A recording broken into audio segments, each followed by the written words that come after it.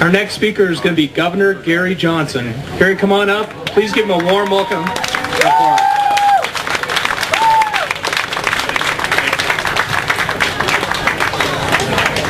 So I'm viewing this as a job interview, and I want to make the most out of it. I am running for President of the United States. I'm running to get the nomination and the Republican ticket.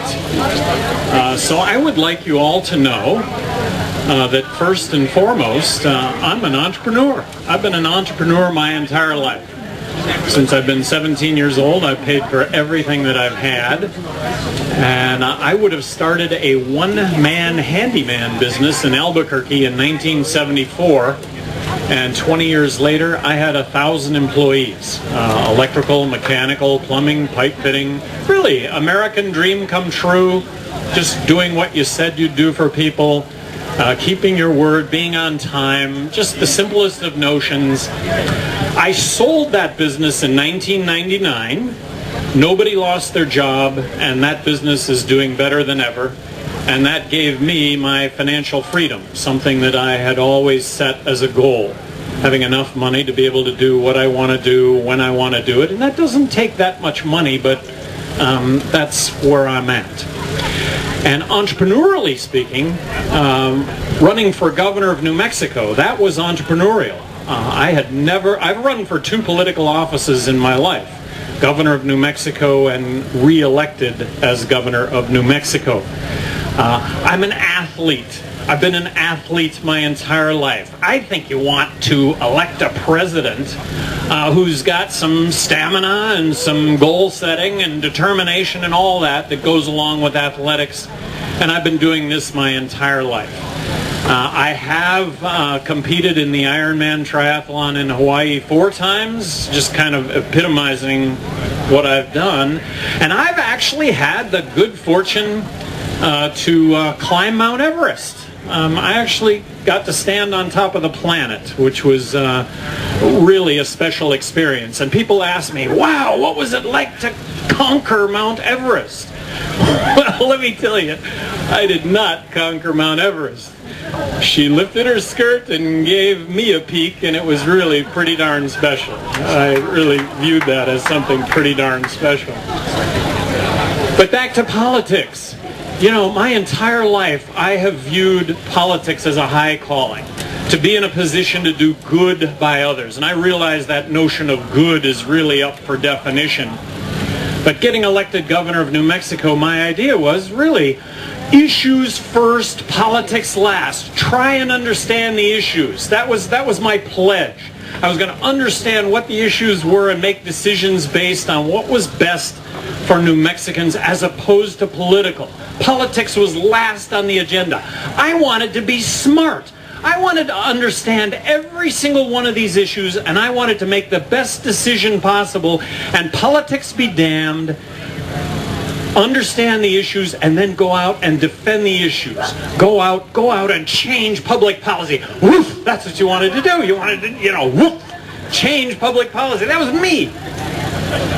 So, one of the things I got known for as governor of New Mexico was I vetoed 750 bills while I was governor of New Mexico. Yeah!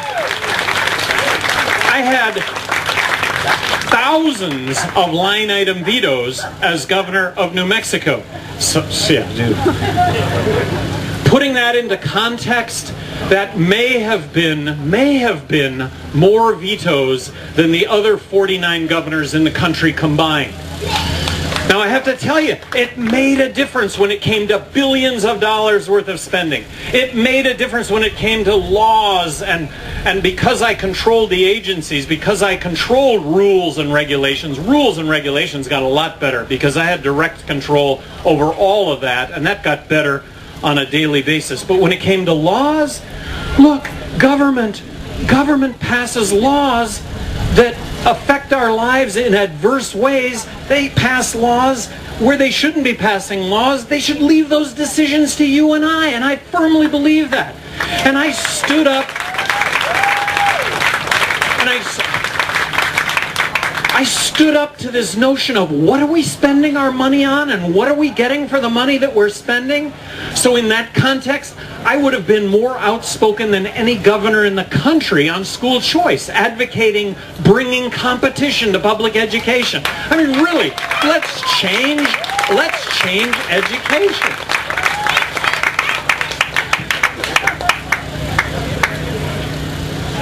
I want to tell you that I really made a difference.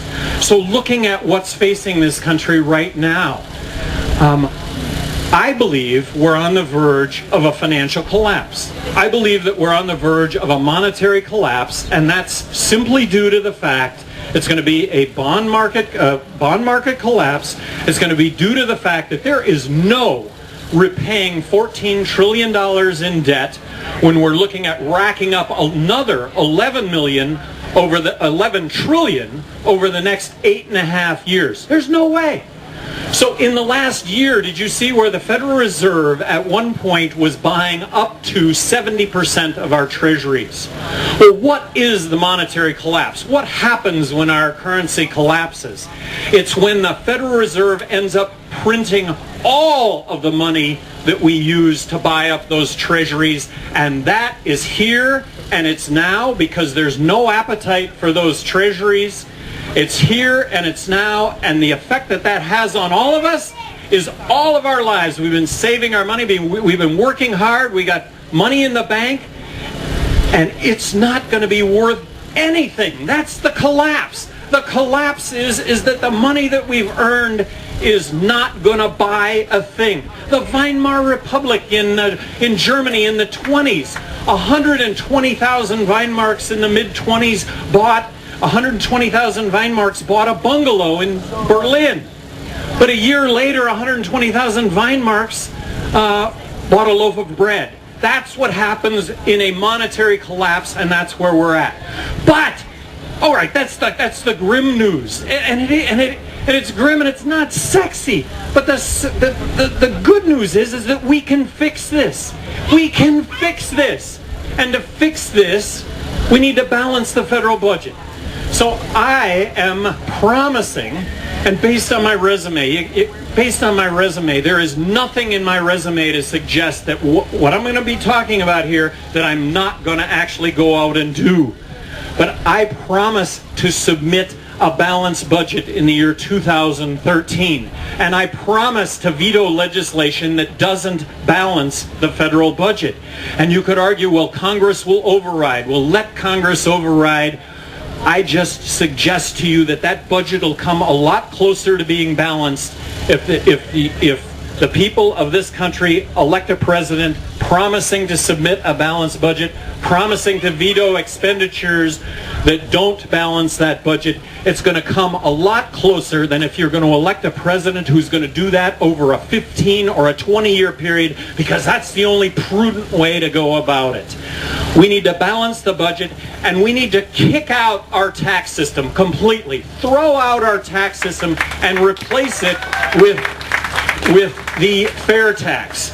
And I know that Herman Cain was just talking about it, but I'm the one, and I did this as governor of New Mexico, I did this in my business.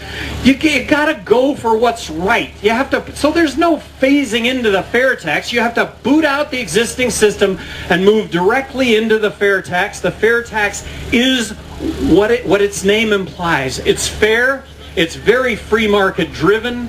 It promotes savings. It does away with all federal tax. It does away with the income tax. It does away with Social Security withholding. It does away with corporate tax, business-to-business tax, Medicare, and unemployment tax. It does away with all those taxes, replaces it with one federal consumption tax, which is revenue neutral, but everybody is going to pay the fair tax. Nobody's not going to be able to pay the fair tax, and the fair tax also takes into account those under the poverty level, under the poverty line, so all of us in the country would receive a prebate check of $200 a month that would cover us paying the fair tax up to the point of the poverty level. It is fair. It would reboot the American economy. When we talk about jobs, Tens of millions of jobs would be created overnight in this country, because why would you start up, grow, nurture a business anywhere in the world other than the United States if we had a 0% corporate income tax rate? We wouldn't do that. We'd do it right here. We need to have free market approaches when it comes to energy. I'm the free market guy. I'm not the guy who says we should implement tariffs of any kind whatsoever, because when the government gets involved, when the government starts muddying things, there are unintended consequences, and that's what we're experiencing in this country right now, is something that's really unfair. It's corporations, it's groups, it's individuals that have had legislation passed that benefit them, as opposed to a system that benefits all of us equally. As governor of New Mexico, it was all about creating a level playing field. It was all about this notion of, in America, you can go from having nothing to having everything overnight if you're willing to work hard and innovate to make that happen.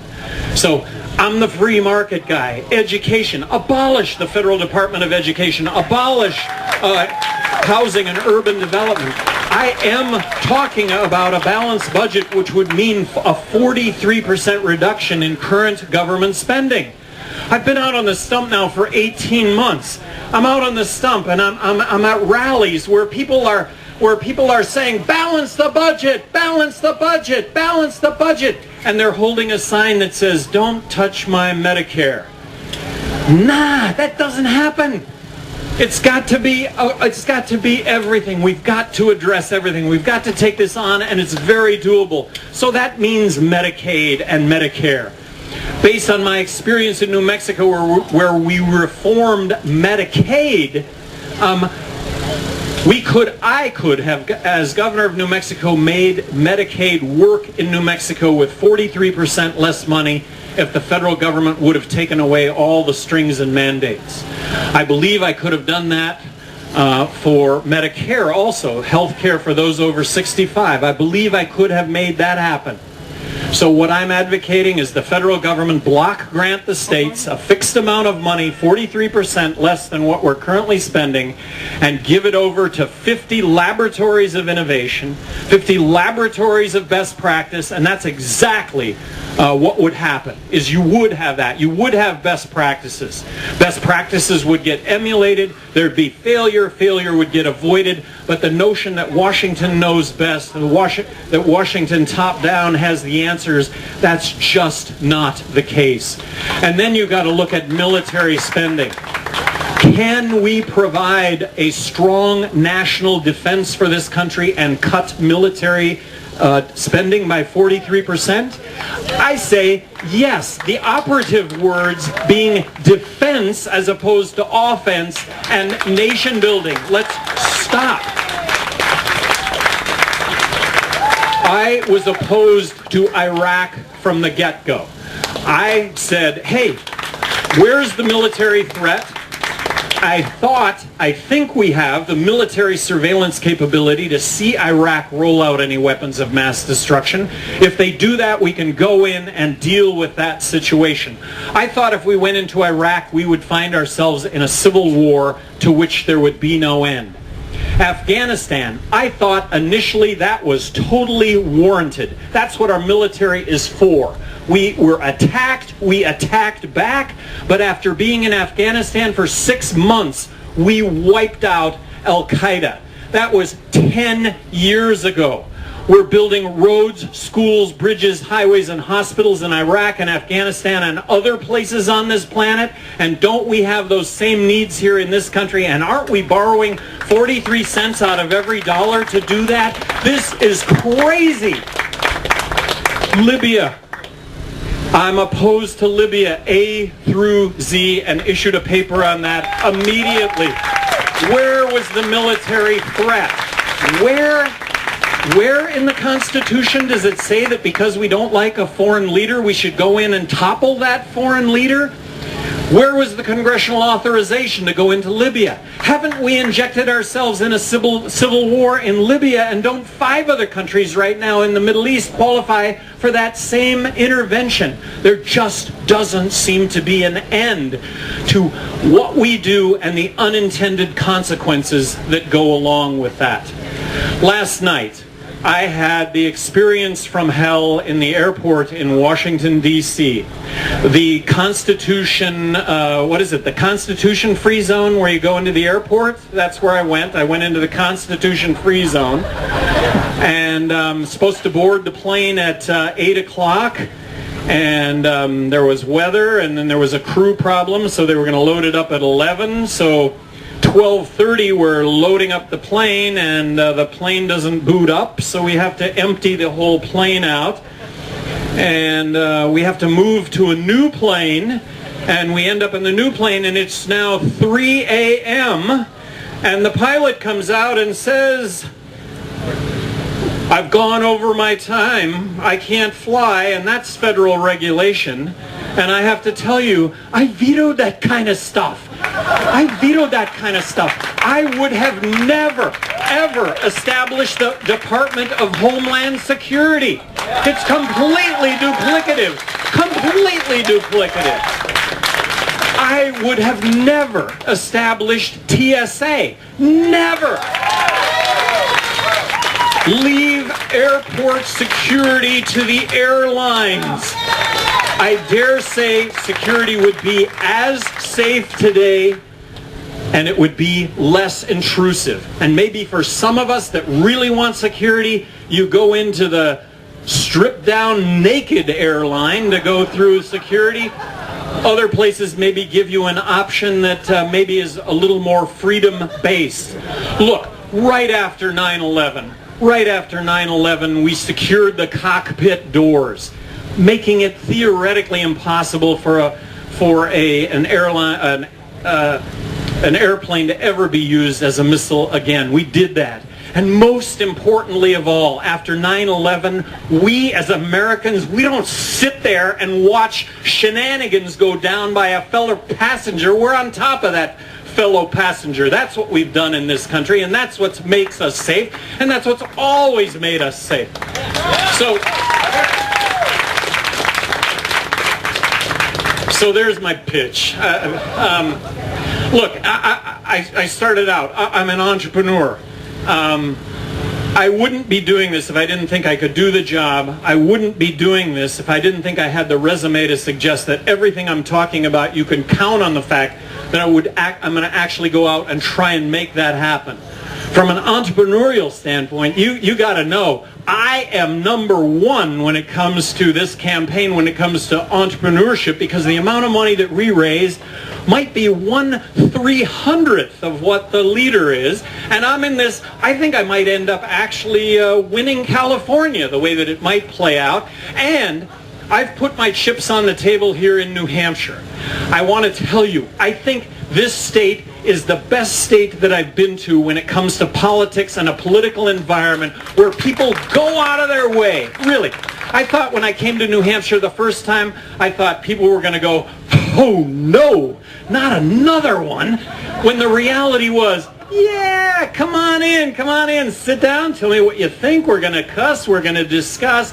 It is a terrific political environment. It's a terrific retail political environment where you can go from obscurity to prominence overnight, and that goes back to Eugene McCarthy, where he made a mark.